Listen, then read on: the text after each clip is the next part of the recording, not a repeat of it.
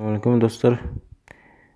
Сабағымызды жалғастырамыз. Келесі бізде мим әрпі. Мим әрпі сөздің басында, ортасында қалай жазылатынын және соңында қалай жазылатынын жаттап алыңыздар. Және қайталаймыз. Үстінде фатха болса ә білдіреді.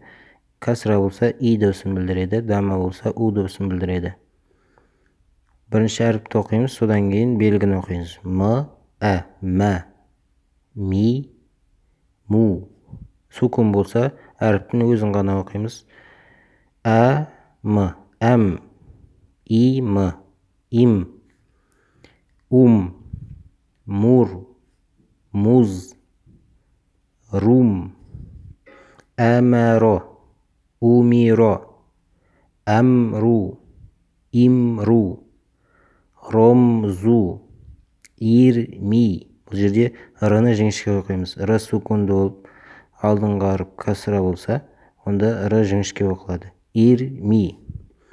Мәр, бұл жерде жуан оқылады. Ром, зәм, зәм. Р сукунды болып, алдыңғы фатхалы болса, онда р жуан оқылады. Бұл қағида.